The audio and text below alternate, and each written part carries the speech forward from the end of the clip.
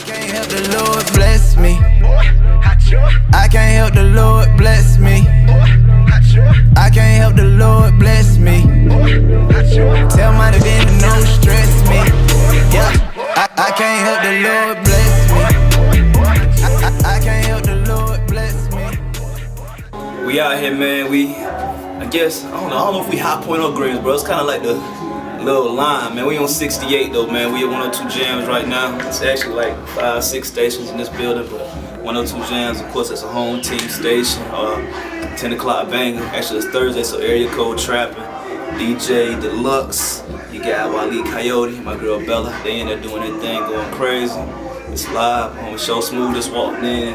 I'm not being biased. I'm not just saying that because I'm from these parts, but like I done been a lot of places, heard like I've heard a lot of different radio stations. But I gotta say, 102 Jams is like really one of the top stations, like from the personalities to the mix shows to like it really mix shows. I think that's really the main thing. Like with me being a DJ, and like what I was telling you before, like that's really what made me experience I guess not experience, but like really get a full, I ain't gonna say full grasp, but gave me that inside kind of tutorial, that real look of DJing. Hey, yo, it's Wale Coyote, 102 Jams, on this record, Slip and Slide DJs.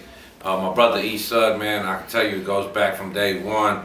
When I met bro, he was a teenager, he was rocking, you know, he used to have the car with his name on it, he used to have the flyers, and bro always had the same vision to definitely get himself out there and promote this Carolina music. So whether he got on the 106 and Park, Rap City early on, to going on to being one of the biggest DJs in the country, you know, and really still keeping it 336 all day, every day, still keeping it in North Carolina, still doing the mixtapes for the artists out here. Influence is unbelievable. Look at him, he's shining on the award shows, he's everywhere, and he still picks up the phone for these artists out here. So definitely something that was needed for the area and the state. So I can't do nothing but salute my bro, you know. Met him for the first time, I think back in 2004, 2005, at a UNCG event. I went to UNCG and he was still a senior in high school and just grinding and trying to get his name out there as a DJ. And I remember we tried to get a few things together. I used to do some local artists or whatever at the UNCG. He's always been a supporter of local artists and everything in the nightclubs and just helping them out with their packaging and promo and everything, man. So seeing where he's at, it's no surprise at all. Very proud of Sud and what he's doing. Man, it's gonna go further. I mean, he's always been influential in the area. He's always been a forward thinker. He's always been ahead of his time. Man, I'm not surprised at anything that great that this dude does, man. So good luck to you. I can't help the Lord bless me. I can't help the Lord bless me. I guess I'm not gonna say I stumbled upon it, but I was just real heavy into the parties, you know what I'm saying, promoting the parties and everything in high school. Had a group of partners there. Well, I was the drummer, so like some of my partners there in the drum line with me. Like we just clicked up and we did a party, and that party was successful at one of the YMCA's. So we saw how that did, being at that age and being able to make a few dollars and bring everybody together from different schools around the city. We thought that was dope, so we did it again, and we did it again and a few more times, and rock with the same DJ every time. That was DJ Smooth. So pretty much what it was I just go to his house and kick it with him, and I just be around him all the time. So whether he was doing the studio work at the crib or whether he was DJing one of our team parties at the Wild or the National Guard Armory in High Point, like I was just always paying attention to how he was moving, and you know, he'd be dropping songs, and I, of course, like with it being our party, going up there requesting songs, and eventually he was like, yeah, you play it, you know what I'm saying? So that's pretty much, I guess, the start right there for real. So it went from me requesting songs to, here, you play the song yourself, that's what you gotta do, you know what I'm saying? At that time he working with the 2 Technique tables, and he had a dual deck disc changer, you know, because he didn't have everything on vinyl. A lot of stuff was burnt on CD. Yeah. So I guess got to get the feel of both of those, and he ended up moving like my maybe junior and senior year of high school. So that left me, gave me my chance to rock the party on my own, you know. And I guess at that time I really I didn't understand the whole art of DJing. I just know you play music and people gonna turn into a whole different person, and everybody gonna have a good time. You know what I'm saying? So that was my thing. And guess once like my senior year, I started Waleed Coyote from the radio station 102 Jams in Greensboro. He started really wanting to be involved real heavy. He and my cousin John was interning up there as a high school student, so he'd bring me up to the radio station and just meeting different people up there and actually getting to see the DJs during their mix shows. One of them DJs being DJ Reflection, and actually get to sit down and watch the 10 o'clock banger instead of actually hearing it, you know what I mean? So it's like when you watch it, like, okay, so this is mixed, this now he cutting, you know what I mean? He playing these songs back to back. He ain't just playing something crunk, then playing Dipset anthem, then playing reggae and something crunk. And that's when I started learning about sets, you know. It's more than just playing music. So I guess once I actually got to watch the DJ more and more, it was just straight on the ones and twos and not necessarily, I guess, more of the club and radio. I got to see the different types of, I guess, DJing you could be doing. And I guess Reflection kind of, damn near say he started like having me come and open up for him and everything, and that gave me a good chance to really start networking with a lot of folks. And by the time I graduated high school, like I was open.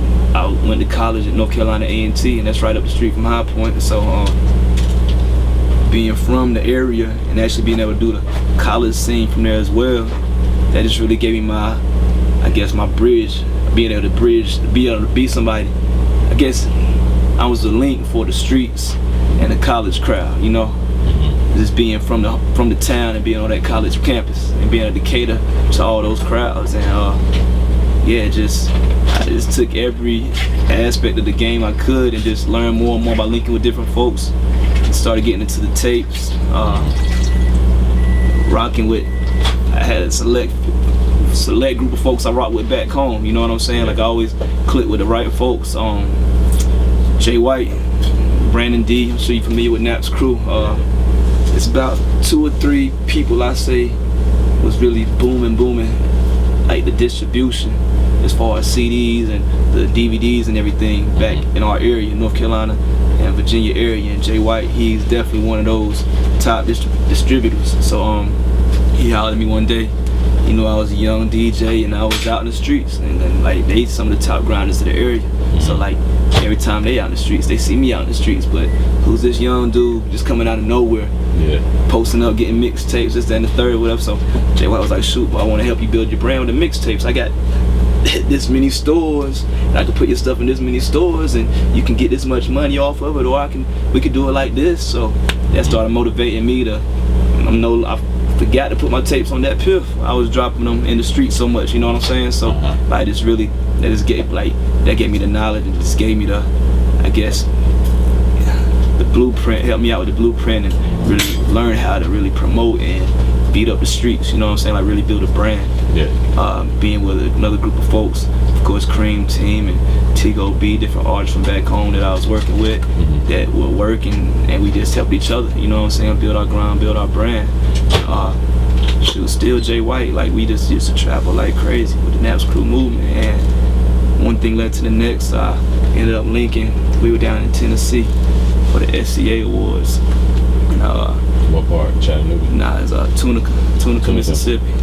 Yeah, it's in Tennessee. Yeah. Tunica, Mississippi. It's all right by, it's like 20 miles under Memphis. So like Memphis was that crazy. Like that was the year like when Yo Gotti was going real stupid with it. So like this, the whole Memphis seemed like they were down there. But yeah, that's when I met DJ Technique. He was on the road with Gorilla Zoe at the time, and we just, like Technique and Jay White, they knew each other because Jay White, like I said, he did all the mixtapes, so he was buying crazy units from street execs, from Techniques, and really dumping them off like real heavy in the Carolina, Virginia, and just really building that brand. So I guess every time I traveled, I started to see bump. You know, when you move around and other folks moving around, you're gonna bump heads with folks that are working.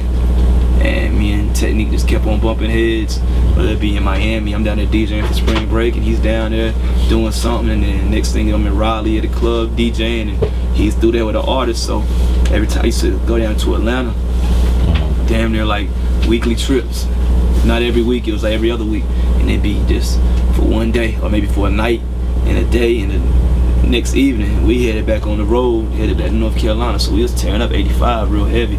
And every time I was down there, I always linked in and checked in with folks. And one of those folks being Technique and Al at Street Exec's office. And I guess one thing pretty much led to the next. They saw my grind, they saw my work that I was bringing from the Carolina with the different artists I was working with, the different DJs or my partners, just however we plugged in with different folks. And like, all right, if you're doing that, the way you're doing that, man, they felt like I could be a part of that Street Exec shield and that brand and really help take that whole market and do my thing in the Carolinas with it, you know?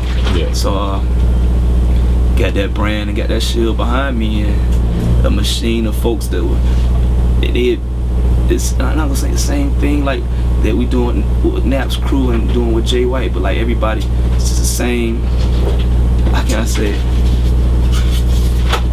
It's just being around folks that work, and everybody like has their own task and everybody has their own talents, and you got one person doing this, one person doing that. I guess the word is a team. So just surround yourself with the right folks and the right team, and that just kept taking things to another level. Whether it was the mixtapes or the different clubs I was rocking at, and then eventually Street Executives got into managing artists.